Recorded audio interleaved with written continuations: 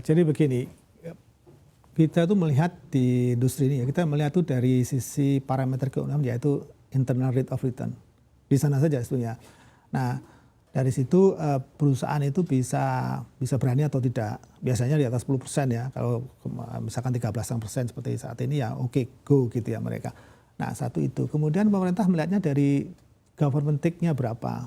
Nah, kalau government take-nya itu kita bisa terima ya oke, kita bisa pemerintah melalui SKKM bisa setujui. Nah, kalau kayak keuntungan bagi companies itu tergantung dari mereka bagaimana cara membuat program. Dan itu detail sekali. Membuat program dan biayanya itu biaya bisa mahal, bisa lebih murah kan. Tapi ini kan skemanya skema cost recovery ya. Jadi cost recovery itu tidak berarti juga bahwa kalau companies akan membesarkan cost recovery karena nanti akan diimbas dia akan membesarkan biayanya. Tidak demikian juga, tidak linear seperti itu. Karena dia itu akan memberatkan dia juga. Ya. Jadi bagiannya juga berkurang dia, bukan juga. Bagian company juga berkurang juga. Jadi kalau ditanya onshore sama offshore tentunya karena dulu kan offshore itu masih rendah produksinya 2,5 saja MTPA million ton per annum. Kalau sekarang ini di darat ini kan 9,5. Jadi ekonominya dihitung dari berapa dia dapat nominalnya gitu ya. Tapi kalau menurut saya sejauh pengetahuan saya, ini pendapat saya pribadi ya. Pengetahuan saya itu company itu punya appetite juga. Appetite-nya itu dari background-nya dia. Kemampuannya, kapabilitasnya apa. Kalau seperti kita tahu bahwa Shell ini ya punya kemampuan di bidang itu dengan teknologi prelude itu yang ingin besar ini ya di laut itu untuk fasilitasnya di permukaan itu bisa membuat sendiri manufaktur dari teknologinya sendiri dia pegang itu. Nah dia mau menerapkan itu. Pengetahuan saya perusahaan minyak itu tidak hanya menjual migas saja, hidrokarbon saja, minyak gas, tapi juga teknologinya. Kan itu bisa research and development langsung di situ. Suatu perusahaan minyak yang kuat pasti punya background R&D yang kuat. Tidak ada perusahaan minyak yang besar, tidak ada R&D itu tidak ada. Mesti dikawal dengan itu. Jadi dia mau secure juga R&D ke depan dan spesifik di bidangnya itu. Jadi bisa prolong, bisa berlanjut lama. Jadi di situ waktu dipindahkan ke onshore mungkin kalau pendapat saya selain keekonomian appetite-nya itu juga langsung drop juga. Baik, Pak Tutuka, menarik jika kita berbicara mengenai tadi nilai keekonomian dan juga appetite begitu. Sebetulnya urgensi dan potensi ekonomi di Blok Masela ini seperti apa sih Pak? Ini kelas giant ini, kelas giant ya. Nah, kalau selain tadi 9,5 million ton per annum juga ada gas juga yang 150, kemudian ada juga kondensat. Jadi ini kelas yang nanti begitu muncul ini kelas dunia seperti saya sampaikan tadi bahwa ini kan LNG ini akan diekspor ya LNG nanti dan ini akan menjadi pengekspor besar juga Indonesia. Jadi kelasnya seperti itu, kelas besar. Baik Pak. Lalu jika kita membahas mengenai Shell yang akhirnya mungkin akan hengkang gitu ya Pak. Ini sebetulnya bagaimana update untuk progres dari gas abadi saat ini? Artinya di Indonesia Pak. Jadi mudah-mudahan ya kita harapkan bisa diselesaikan lah ya dalam waktu singkat dan itu kita harapkan B2B nanti setelah dari situ biasanya dilaporkan kepada SKK Migas kemudian ke kementerian ke Pak Menteri. Nah ini yang kita let them work business to business. Ya, jadi saya kira itu solusi yang paling baik. Pemerintah memfasilitasi apabila ada sesuatu permasalahan dan itu kita tetap koridor dalam pembinaan ya mendorong gitu dan batas bisnis di mana, batas pemerintah di mana itu kita tetap memegang itu. Sehingga supaya iklim investasi itu baik. Intervensi pemerintah terlalu jauh itu juga tidak baik. Tapi kalau kita merasakan saat ini kan sudah lama sekali itu masalahnya ini. Dari tahun 2000 harusnya sudah bisa mulai gitu ya, tapi sampai saat ini belum. Jadi saya kira tanggung jawab lah bagi pemerintah untuk bisa menyelesaikan. Baik. Pak, lalu dengan adanya pergantian pemain ya, ini sebetulnya dengan target gitu untuk bisa on stream di tahun 2029 ini seperti apa? Apakah ini masih akan sesuai begitu ya targetnya atau mungkin bisa saja ada kemunduran? Bapak sendiri melihatnya seperti apa? Ya memang harus cepat ini, harus cepat. Dari segala pihak kami pemerintah memohon segala pihak yang terkait untuk membantu ini. Karena kalau di onshore kan tentunya ada AMDAL ya, ada banyak pihak ya Pak yang ada akan banyak terlibat pihak, kemudian pembebasan lahan dan sebagainya. Nah kami mengharapkan sekali untuk bisa semua pihak yang terkait membantu. Termasuk perizinan juga ya Pak? Perizinan membantu semua. Jadi kami akan bersama SK Migas, Kementerian SDM bersama SK Migas akan memfasilitasi ini supaya berjalan dengan lancar. Karena ini sudah terlalu lama lah kita harus selesaikan. Jadi sekali lagi Kementerian SDM dan SK Migas itu ingin memohon ke seluruh pihak, baik pemerintah maupun pemerintah pusat maupun pemerintah daerah untuk bisa membantu ini bisa berjalan dengan sebaik-baiknya dan secepat-cepatnya. Baik, lalu terkait dengan pergantian pemain ini Pak, tantangan apa yang paling nyata yang mungkin akan dihadapi baik oleh pemerintah maupun konsorsium itu sendiri? Ya, sebetulnya kalau dari segi teknis tentunya kalau terjadi nanti konsorsium ya, dari konsorsium itu Petronas kan mempunyai kemampuan yang lebih daripada Pertamina dalam hal ini, dalam hal offshore ini ya, kita mungkin bisa membantu lah ya, selain burden dari biaya sendiri. Nah, jadi agak berkurang. Tapi kita juga memahami Pertamina juga sudah belajar dengan cepat dengan adanya mengelola perusahaan kelas dunia seperti bekas Mahakam, bekas Total ya, Blok Mahakam dan Rokan ya, bekas CPI itu sudah cukup pengalaman yang cukup besar. Jadi kemampuan Pertamina juga sudah jauh meningkat daripada sebelumnya. Jadi harapan kami juga dengan dua besar ini bisa menyelesaikan lapangan kelas raksasa ini. Nah tantangannya ke depan tentunya ya setelah diproduksikan kan harus menjamin market itu ya terjual dengan baik produksinya itu dan bisa return ya. Tapi sebelum itu memang masalah yang dihadapi dalam pengembangan lapangan itu banyak. Dan plan of development yang akan direvisi tadi banyak itu selain permasalahan praktis operasional di lapangan untuk pembebasan lahan, untuk pembangunan di site gitu ya, itu juga memerlukan perizinan, itu kita memerlukan dukungan pemerintah dan kami akan full mendukung itu untuk supaya bisa selesai dengan baik. Saya kira masalah-masalah real yang biasa dihadapi oleh perusahaan minyak itu akan terjadi dan kita akan coba membantu sepenuhnya.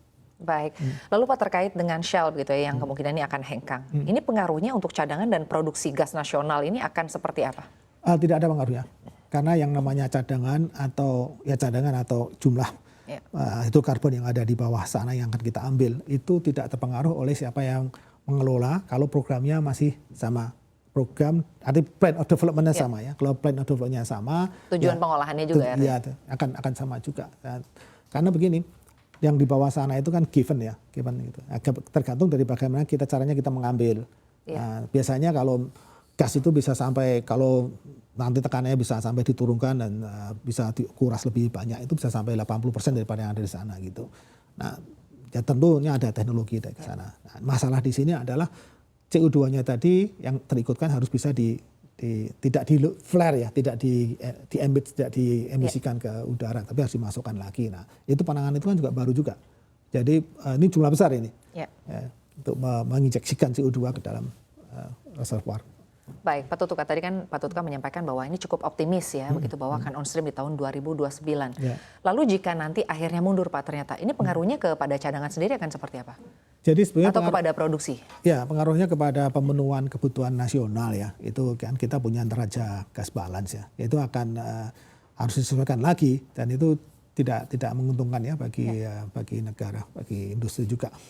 Nah, tentunya pemerintah juga menyiapkan berupaya sebaik mungkin detail program itu dibuat oleh perusahaan. Jadi kita minta untuk nanti setelah terjadi ini semua gitu, perusahaan yang mengelola itu betul-betul membuat program dengan detail, program yang baru ya, karena sudah ada partner baru dan juga programnya juga sudah ada CCS tadi, itu harus dibuat lebih detail dan terukur ya, dan bisa dikontrol dengan baik oleh SK Migas sebagai dari pemerintah. Nah, ini memang terkadang di kertas-kertas gampang, tapi begitu pelaksanaannya harus betul-betul detail dipantau gitu.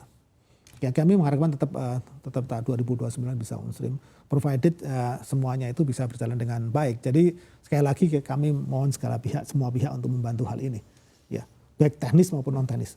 Baik, Pak, kami juga sempat berdiskusi ya dengan Pak Joko Siswanto bahwa hal ini terkait dengan perjanjian jual beli gas atau PJBG. Di pasal 2 PP 35 tersebut menyatakan kalau belum ada perjanjian jual beli gas, maka POD ini bisa diperpanjang. Nah, PJBG ini ibarat jaminan dalam investasi ya. Jadi artinya kalau misalnya jaminannya ini belum ada, maka investasinya juga pengembangannya ini kan nggak bisa dikerjain ya Pak. Ini kayak hukum berinvestasi lah istilahnya. Nah, kalau Anda sendiri melihatnya seperti apa Pak? Artinya kan ini bicara soal demand. Demand kita ini mayoritas begitu ya berada di barat, sedangkan sumbernya berada di timur. Apakah gelas dari Blok Masela ini artinya buyersnya ini saat ini sudah pasti ada begitu ya atau seperti apa? Ya kan kita kerjasama dengan Inpex ya. Inpex sudah punya market sendiri di sana. Jadi kalau menurut saya tentang siapa yang akan membeli, rasanya kalau menurut saya tidak masalah sih. Karena kalau begitu nasional sudah terpenuhi, nasional membutuhkan ya. Nasional sudah terpenuhi, kita ekspor ya, kita bisa ekspor. Dan ada juga selama ini seperti apa? Nasional sebetulnya saat ini ya pas-pasan kalau saat ini. Sampai tahun 2026 mungkin kita agak longgar lah gitu. Ini pas-pasan juga karena yang disebut tadi adalah Jawa Timur memang surplus, tapi surplusnya nggak bisa ditransfer ke Jawa Barat karena belum ada pipa yang nyambung gitu loh. Jadi harus transportasi dengan LNG kan juga tidak mudah. Nah, kita berupaya untuk infrastruktur energi ini perlu diperhatikan oleh pemerintah bahwa dari Jawa Timur bisa ditransfer ke Jawa Barat. Jadi sekarang ini pemerintah sedang membangun dari Semarang ke Batang. Diharapkan tahun ini selesai, mungkin bulan Agustus ya bisa selesai, kita harapkan selesai. Jadi bisa nyambung sampai Batang untuk mengisi kebutuhan di beberapa tempat seperti di kawasan industri Kendal, Batang, dan jaringan gas kota juga. Nah kalau ini bisa nyambung lagi, nanti sampai ke Cirebon atau mungkin jauh lagi ke Kandang Haur Timur itu bisa supply juga ke Balongan. Jadi infrastruktur energi pipa ini sangat penting. Nah kalau terlebih lagi kalau dari Dumai dan Semanggi nyambung, itu nanti temuan gas di Andaman bisa ditransfer sampai ke bawah ke Sumatera Selatan, Lampung, sampai kalau diperlukan lagi ke Jawa Timur juga bisa. Dan dibalik dari timur ke atas juga bisa. Jadi infrastruktur energi yang berupa pipa ini sangat penting. Nah, nanti kalau ini Masela sudah jadi, ini distribusinya kan ke Indonesia Timur. Indonesia Timur itu sebagian ya, Indonesia Timur itu tidak bisa pakai pipa. Jadi kita pakai LNG nanti. Tapi kalau ada di sana kan sangat dekat kan dengan itu. Jadi tidak perlu mengirim dari timur sana ke barat sana gitu, terlalu barat. Jadi sistemnya seperti itulah. Kalau infrastruktur energi itu bisa dengan pipa ini yang di Jawa, di Pulau Jawa sama di Pulau Sumatera bisa terbangun, itu sangat penting sekali. Baik, untuk saat ini sedang ada berapa proyek Pak untuk pembangunan infrastruktur dari energi pipa ini? Sekarang yang berjalan ya satu ini dari Semarang ke Batang itu sejauh 60 km. Nah nanti dari Batang sampai ke Kandang Haur Timur itu 240 km. Nah sekarang sedang mudah-mudahan selesai ya, kita harapkan selesai bulan Agustus, nanti dilanjutkan lagi tahun depan sampai ke Cirebon ya, Cirebon ke Kandang Haur Timur. Nah kalau itu terbangun ya berapa tahun ke depan ya. Jadi masih ya kalau menurut saya infrastruktur energi ini jauh lebih kecil daripada infrastruktur untuk jalan tol itu. Nah kami mengharapkan sekali bahwa ini betul-betul diperhatikan, dilihat untuk bisa dikembangkan. Karena kita tahu ke depan Indonesia itu banyak sekali sumber gas. Banyak sekali sumber gas. Jadi bagaimana mengolahnya? Iya, bagaimana di Sumatera Utara tadi kan ada Andaman Blok. Itu baru satu ketemukan dan indikasinya cukup besar. Nanti di utara Bali sama Lombok ada juga. Itu yang saat ini dikelola eksplorasinya oleh BP. Ya, belum juga nanti sekarang mudah-mudahan kita harapkan juga IDD itu bisa selesai tahun ini juga, dan itu tidak kecil juga. Ya, jadi dengan berbagai ini sumber gas ini harapannya ya kita transisi energi itu bisa didukung oleh kontribusi dari fosil energi gas. Baik, pertanyaan terakhir Pak, strategi dari pemerintah untuk bisa mengantisipasi artinya hengkangnya K3S begitu ya, yang asing gitu dari proyek hulu migas di tanah air, dan juga untuk bisa menjaga iklim investasi hulu lah migas di Indonesia ini di tengah berbagai sentimen, artinya ada sentimen ketidakpastian global juga. Ya, jadi kami menyiapkan dengan mendengarkan ya dari stakeholders kita, terutama industri migas yang saat ini. Kita tahu IPA, Indonesia Petroleum Association itu mengumpulkan itulah. Kita mendengarkan IPA, mendengarkan langsung dari K3S, bagaimana bentuk term and condition yang menarik. Jadi saat ini tidak ada lagi kata 85-15, ya, yang di minyak itu bagian. Adanya mulai dari start 80 bagi pemerintah, 20 bagi KTKS. Terus turun bagian pemerintah sesuai dengan risikonya. Risiko makin tinggi, pemerintah dapatnya makin kecil. Nah, kita contohkan blok utara di utara Bali dan utara Lombok yang kita sebut dengan blok Agung 1-2 itu 50% pemerintah, 50% KTKS. Masalah tadi 50% pemerintah, 50% KTKS. Jadi itu bentuk salah satu split ya, bentuk salah satu supaya menarik ya, selain insentif-insentif yang lain. Jadi kami sangat terbuka untuk berdiskusi dan membuka RAB-nya, membuka plan of development-nya, membuka data biaya berapa dan sebagainya gitu. Kemudian pantasnya berapa insentifnya. Jadi kami sangat terbuka untuk melakukan diskusi seperti itu, dan tentunya nanti SKK Migas mulai mengevaluasi, memberikan rekomendasi ke Pak Menteri, kan kita mengolahnya. Dan kita bekerja dengan SKK Migas itu bareng-bareng gitu. Bareng-bareng dari sejak awal supaya bisa lebih cepat. Jadi harapan servis yang cepat juga penting. Misalkan plan development ini kita sudah tidak lama-lama lagi, dalam hitungan 1 minggu 2 minggu plan development harus bisa masuk dan bisa di-approve ya untuk bisa dikerjakan. Dan kemudian perizinan juga kita akan kita usulkan suatu perizinan 1 pintu ya di bawah SKK Migas melalui Perpres yang diolah gitu. Jadi ada hal pertama adalah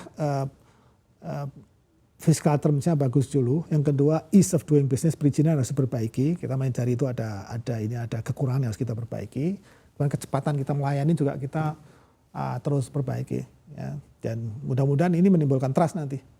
Jadi masih ya beberapa companies besar yang di Indonesia itu merasakan ada suatu perbaikannya, dan kita terus jaga ini. Kita terus jaga untuk terus berinvestasi di Indonesia supaya bisa mengembangkan bersama-sama industri ini, dan juga kontribusi kepada pemerintah kepada penerimaan negaranya juga tetap bisa besar.